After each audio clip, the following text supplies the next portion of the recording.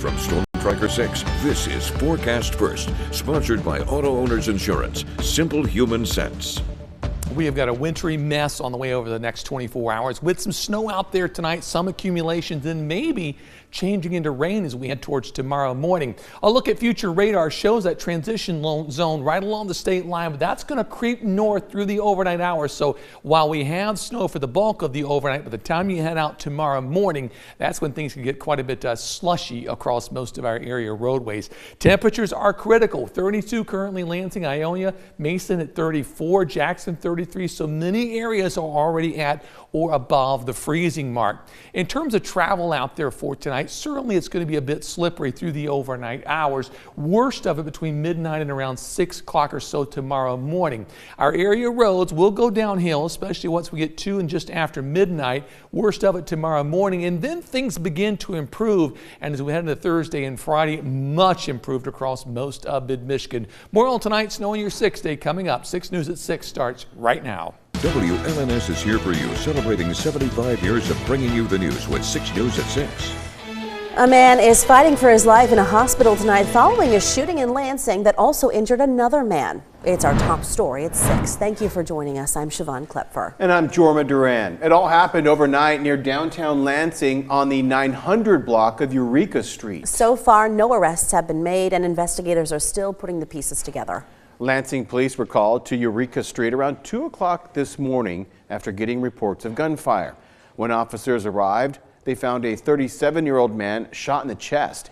He was taken to a local hospital, and police say he has life-threatening injuries. Officers later learned that a second victim, a man with a gunshot wound to the shoulder, had driven himself to a hospital. He's expected to survive. We'll be here for you with the latest information on this case online and through our 6 News app. And that wasn't the only shooting in the capital city. Police say a 15-year-old boy was shot in the leg last night. Officers found the teenager on the 1900 block of Georgetown Boulevard. That's on the city's south side. He was taken to a hospital, and police say he is expected to recover. Tonight, police have yet to make an arrest. If you have information on either of those shootings that we just talked about, call the Lansing Police Department or call Crime Stoppers at 517-483-STOP. Leaders with the Michigan State Police are working to make sure students in mid-Michigan know they can help prevent violence at their school and hosted a Youth Violence Prevention Summit this afternoon. Yes, our Taryn Simmons was there, and she's here for you now tonight with what the students learned and the importance of speaking up when something isn't right. Good evening, Taryn. Jorma, Siobhan, the event was hosted by the MSP Office of School Safety. It gave students the opportunity to feel comfortable when reaching out to adults when something's wrong, and also strengthen the relationship between young people and law enforcement. If you see something, say something. That's the phrase the Michigan State Police wanted students to remember at its Youth Prevention Summit. This can prepare me because I want to be a police officer, but it can also prepare me for school when there's something bad happening or someone wants to do something bad to themselves. Eden Rapids sophomore Athena Stitt was one of the dozens of students getting the opportunity to interact with law enforcement and mental health professionals. The event highlighted the importance of mental health, digital safety, and filing reports with trusted adults when they don't feel safe. Something Stitt says she's done in the past. It was just a kid that was getting bullied by someone, and he wanted to make sure that the kid that was bullying him knew not to mess with him, and I felt really bad, and I knew something bad could happen, so I took action and told someone about this so they could help the kid and the other kid.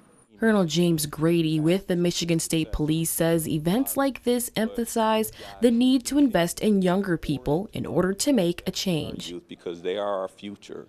So again, creating platforms like this gives us the opportunity to educate, but to also listen. We want them to know that when you make notification that someone is carrying a gun, they have a knife, some other weapon, and they have some intentions to do something or hurt someone, you need to say something. As the youth and law enforcement work hand in hand to promote school safety, Stitt says she'll continue to use those skills within her community. I'm learning how to have empathy for people and how we can show empathy in that this ways we can have second chances. Colonel Grady urges gun owners to buy a gun lock to secure their weapons when minors are around. Back to you. Darren, thank you very much. Cannabis businesses are feeling quite low, to put it bluntly, after a judge denied their request to halt Michigan's new 24% excise tax on marijuana that was put into the state's $81 billion budget to ultimately help pay for statewide road repairs. This 24% tax is on top of the state's 10% retail excise tax and 6% sales tax. The new cannabis tax will begin January 1st, 2026. There's a new candidate in the race for Secretary of State. Former Lottery Commissioner Susannah Shkreli took to X, where she made her campaign announcement Monday night, stating, quote, "I am ready to defend our democracy, protect our Constitution, and safeguard Michiganders' right to vote," end quote. Shkreli is a Democrat who will be joining a crowded race for the nomination on August 4th of 2026, involving Ingham County Clerk Barb Byram, former State Senator Adam Hollier, and Deputy Secretary of State Agogo Adavieh. Holiday cheer has arrived in mid-Michigan, and so has the spirit of giving. Children staying at Health Sparrow were surprised with toys galore today, and Karina Prieto was there for the special moment. She's here for you now with a look at that heartwarming event and what it meant to their families.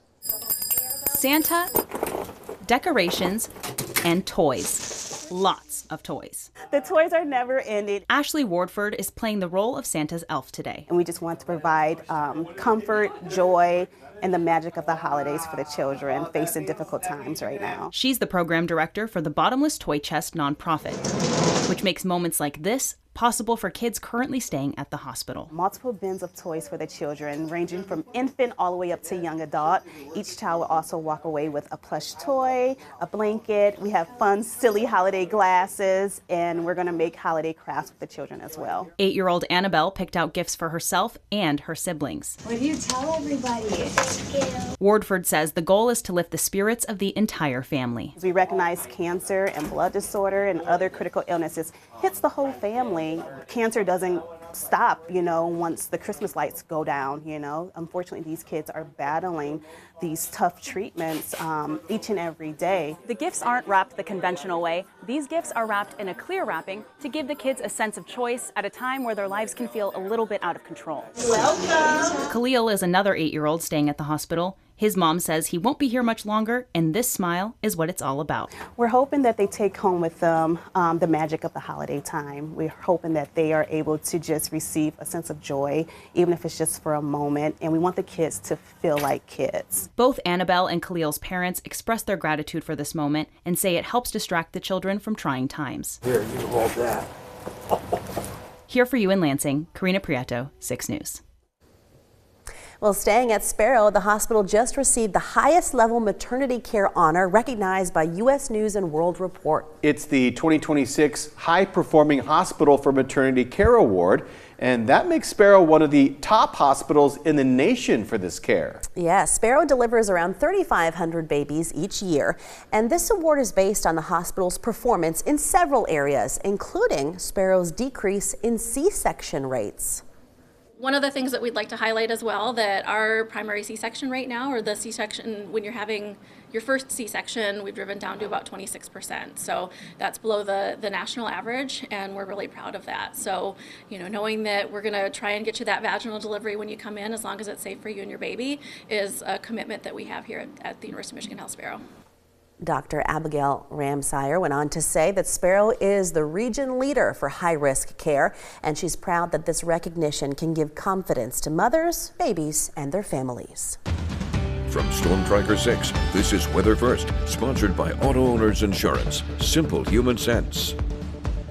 We have got a wintry mess on the way tonight and into tomorrow morning. Several inches of snow possible, but unlike our last systems, some of this could fall in the form of a mixture of rain and snow, or possibly even a little bit of rain across mid-Michigan. So how much is going to be on the ground as you're heading out tomorrow morning? I think just after midnight, 1 to 2 inches. And then as we head towards the morning commute, probably 1 to 3 inches. We'll add a little bit once we change back over to all snow. So we'll probably end up along 96 with 2 to 4 more as you head north of 96 and lesser amounts the further south you head. All this talk of snow gets us in the mood for our holiday lights, and we've got another winner to talk about. Andrew from Portland with an absolutely spectacular holiday display. Good job, Aaron. We'd love to see more of those photos coming in, so you can upload yours at our website, WLNS.com/holiday-lights. You can enter for a chance to win a pass to Night Lights at Michigan International Speedways. It is always spectacular every year. Snowfall then tonight through tomorrow morning. Notice north of 96, as we were talking about, 2 to 4 through tomorrow morning, 1 to 2 south through Jackson. Then once we change it back over to all snow, we're probably looking at around 4 or 5 inches in St. John's, 2 to 4 for the Lansing area, and then lesser amounts the further south you go, because you're going to get more of that mixture of rain or just changing to plain rain tomorrow morning. Storm track is just a little north of mid-Michigan, but still kind of a glancing blow for us, enough to create some problems out there for us as we head through those morning hours. So our Doppler radar shows our storm system now to the west. It'll begin to shift in our direction, though, over the next few hours. As we head towards 1, 2 o'clock in the morning, we're looking at all snow, but then as the warmer air moves in, notice that mixture right over mid-Michigan with a very narrow transition zone.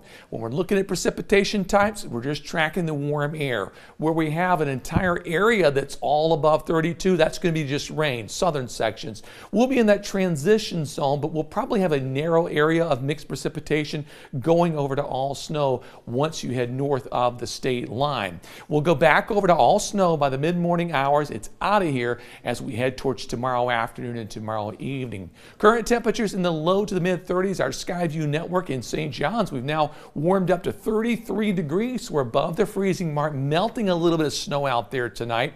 Meanwhile, the capital cam 32 the current temperature, southwest winds at 8. Further south into Jackson County, temperature holding at 33, winds southwest at 13, bringing in that warmer air. And finally, along the state line, places like Hillsdale, temperature now sitting at 34 degrees, humidity high at 86%. Here's tonight's forecast. Look for snow developing, becomes a wintry mix by early tomorrow morning. Tomorrow's forecast, a mixture in the morning, becoming snow showers through noon. As temperatures tomorrow fall, they don't go up. Weather aware day because of the tricky travel tomorrow morning. Temperatures in the teens this weekend. Just a few snow showers around. Not a big deal there, but it's going to get cold. Lows in the single digits Sunday, Monday, and Tuesday morning. Warmer weather with a mixture, probably snow showers, but maybe a few rain showers back in the area next Thursday. I was kind of counting on the complicated snow weather to show up, next month after all the holiday stuff is over. But no, we got a good early start on this. And as cold as it's been, you think it'll just be snow again. No. Right? No. Now And this morning, I know I'm wasting time, but this morning my daughter, she's getting picked up from school. As soon as we opened the door, it was like this snow or tornado. Yeah. And I was like, oh, well, good luck. See ya. Have a good day, honey. See you later. Good luck. Hope you get there. So, yeah, we'll be ready for tomorrow morning. Thanks.